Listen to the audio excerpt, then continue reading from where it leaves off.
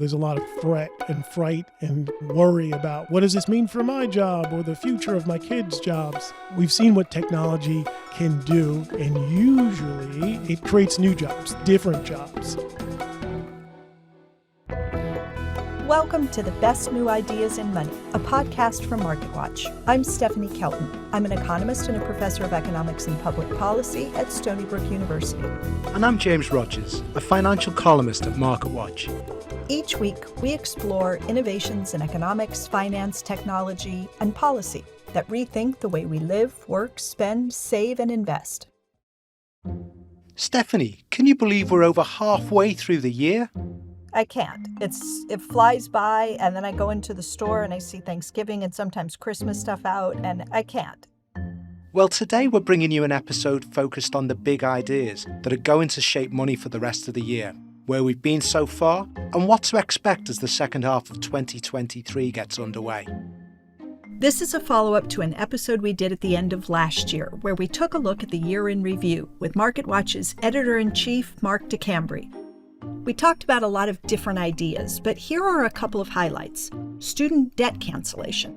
Big companies like Amazon expanding into the health space with primary care offerings like One Medical, and of course, inflation. That's where we picked up again this week. Mark, last year when we talked, inflation was really top of mind. Here's a clip from that conversation.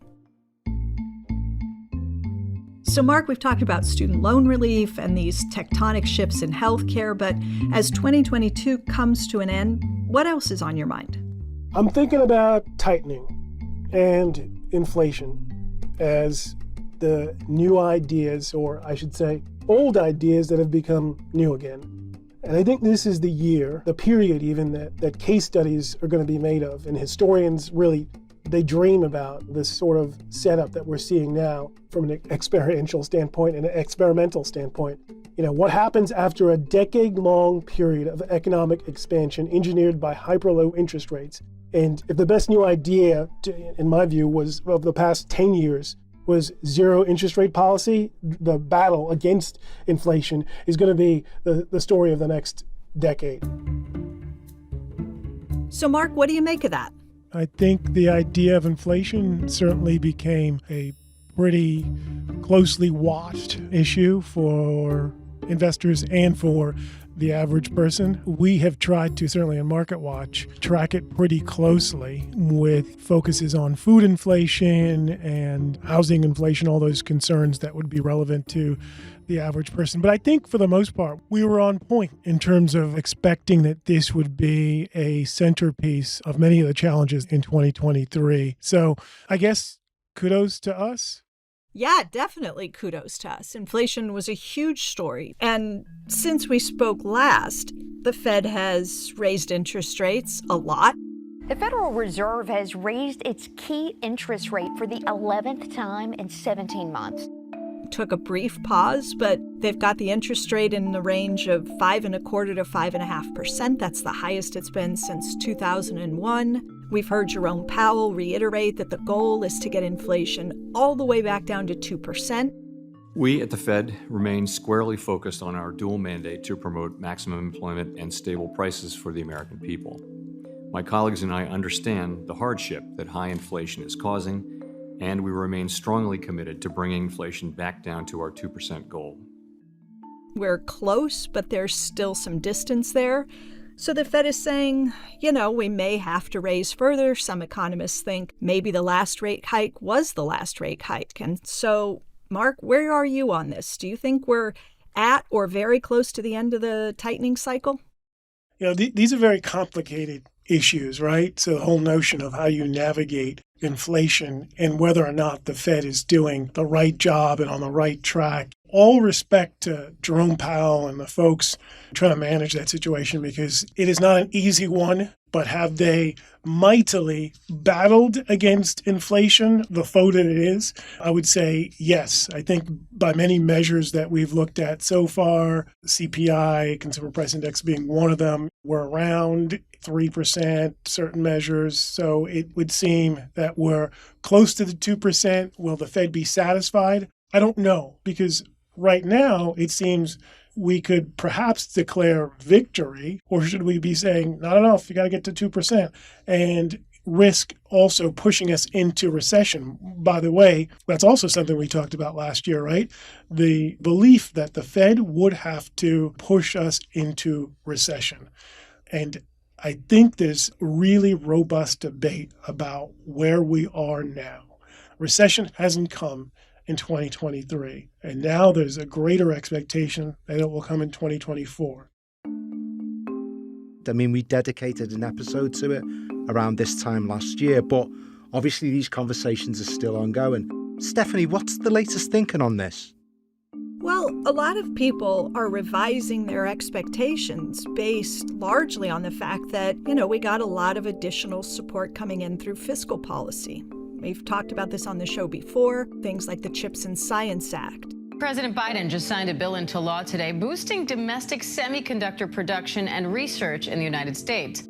The Inflation Reduction Act, which includes lots of spending on climate-related investments. Climate scientists say the recently signed Inflation Reduction Act could help reduce global warming.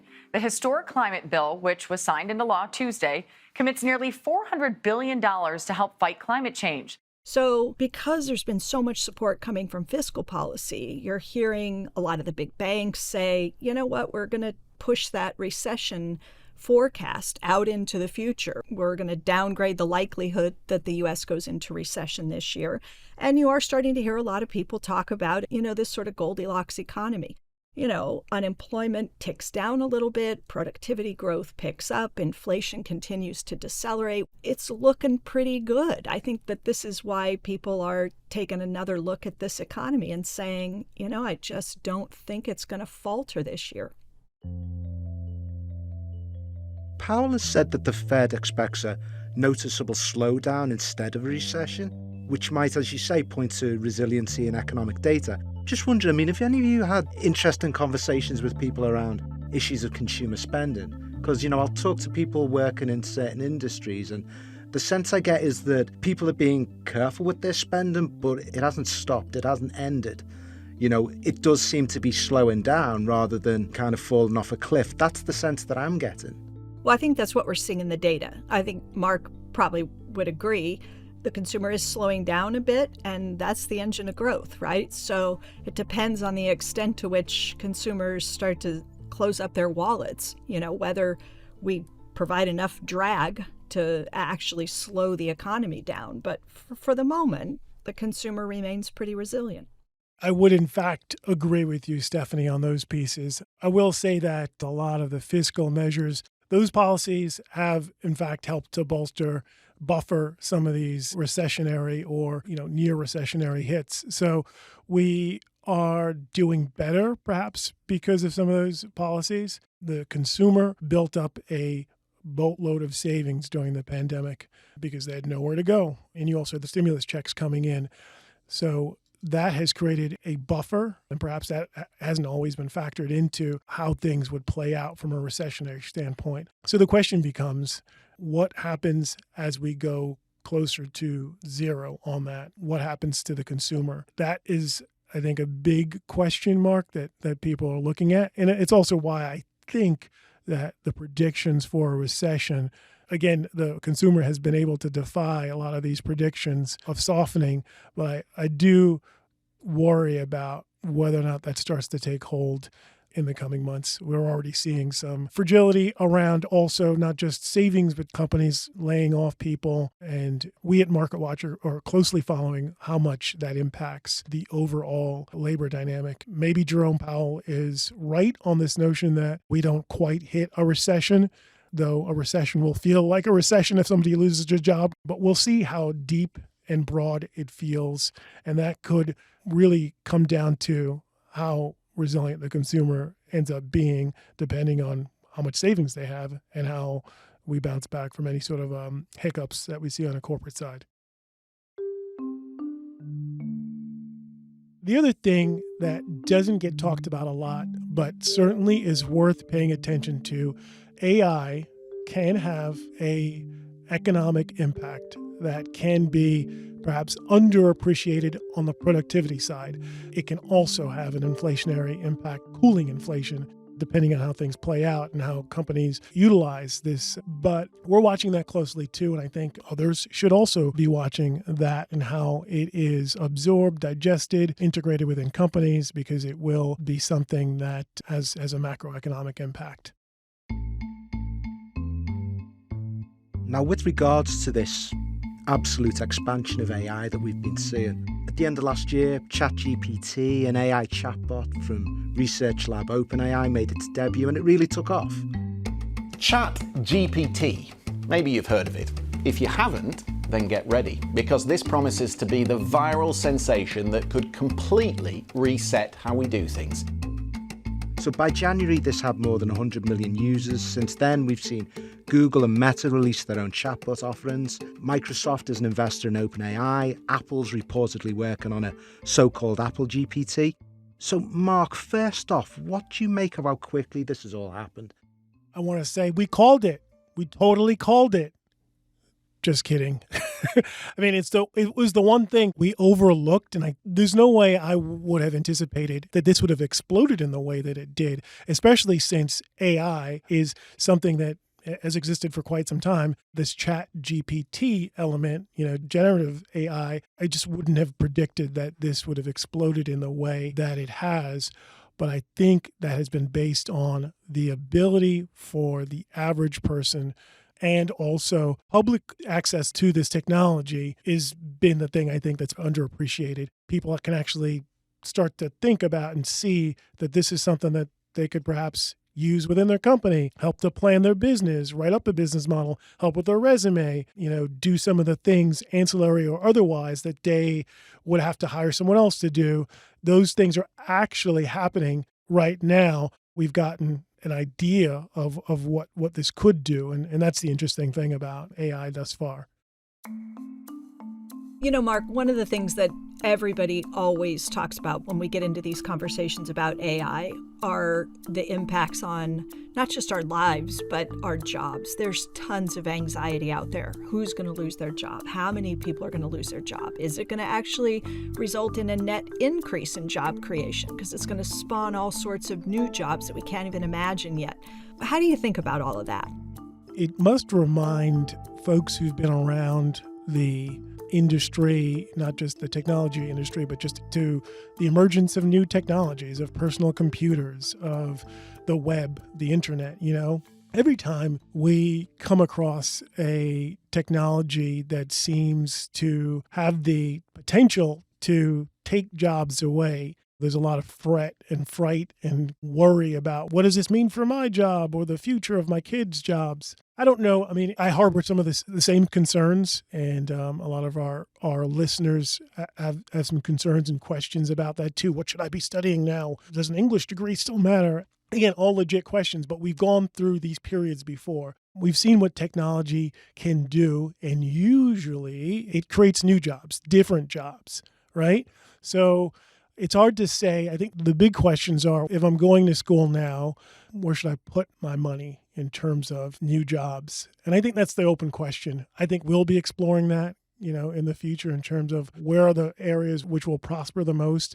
You would think software and tech, but I think there's a lot of other areas that will grow too that maybe get left behind. But I'm hard-pressed to conceive of a world in which all these jobs are lost because of AI. I think it's different jobs. I think it's a different approach, and people need to figure out also ways to use AI to their benefit.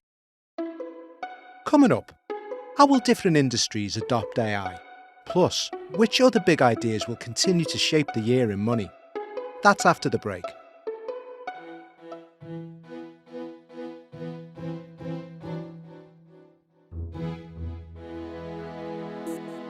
Welcome back to the best new ideas in money. Before the break, MarketWatch's Editor-in-Chief Mark DeCambre joined us for a conversation about this year's biggest money stories so far.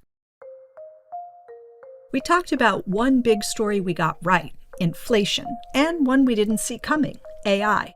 Let's dive back into that topic. For me, one of the interesting things about this last year with AI is that it's taken, as you say, a technology that's been around for a long time. And the emergence of ChatGPT, it is to a great extent, I think, demystified this technology, which was known but seemed extremely sophisticated, complex, almost, kind of unknowable. And yet, at least now we are, and investors are also talking about the use cases of this. So rather than this being sort of the domain specifically of the tech companies, which obviously it is, a lot of big tech is involved in this, but is the future going to be more around the actual business cases for this? Do you think that that's where we're maybe going with this now? It's really going to be about the use cases. I'll say I don't know, but I'll also say I agree with you.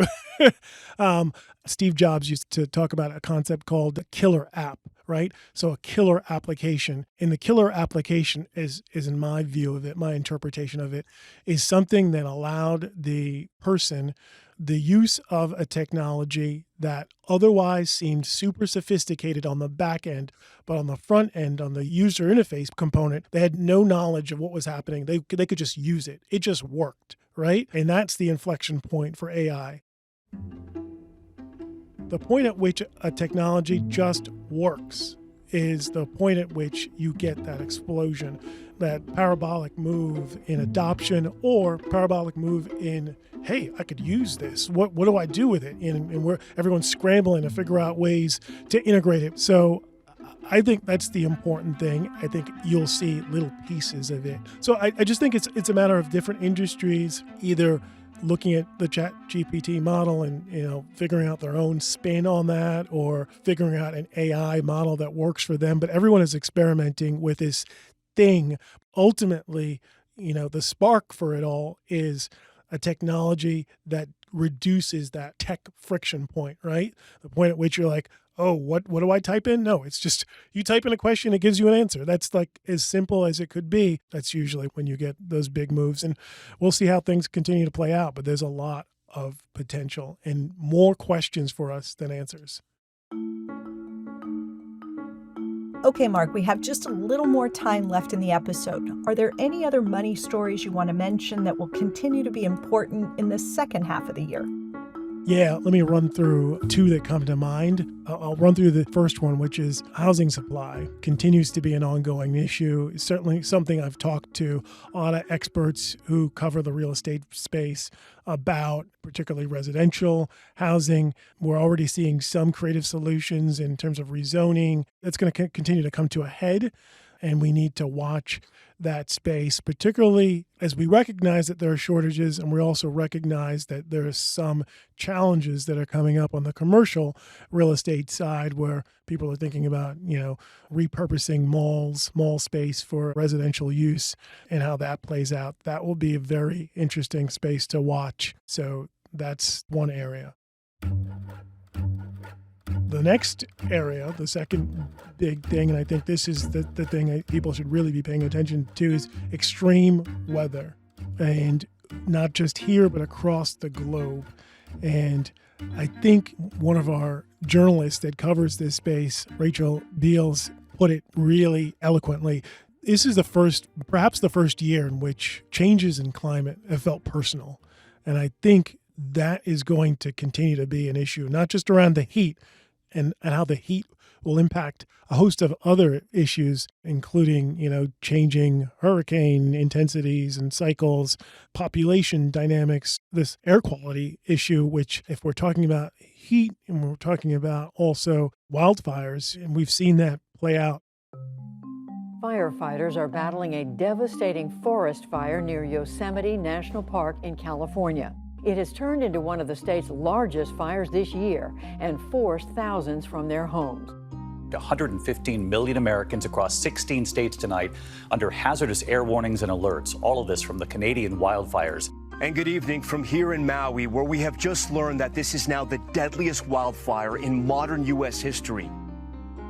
We're seeing more focus on air quality, and air quality issues could create a very dystopic future in some ways. And I don't want to be gloomy, but I think there's also an opportunity for innovation around these areas. Certainly, we will try mightily to address these issues from a collective global standpoint. There's also, perhaps if we've reached the precipice on certain pieces of this, there might have to be innovations around this for solutions to come to bear. So that's a space that will become, a focal point for us. And we're actually going to have a podcast episode on exactly that topic next week. Mark, thank you for joining us today. It's been great to have you here with us to talk about all these topics. We look forward to having you back to talk about them a bit more in the future. Thanks so much, James. It was great to be here with you and Stephanie. I'm a big fan. Thanks for listening to the best new ideas in money. You can subscribe to the show wherever you listen to podcasts. If you like what you heard, please leave us a rating or review. And if you have ideas for future episodes, drop us a line at bestnewideasinmoney@marketwatch.com. Thanks to Mark DeCambre. To learn more about new ideas in money, head to marketwatch.com. I'm Stephanie Kelton.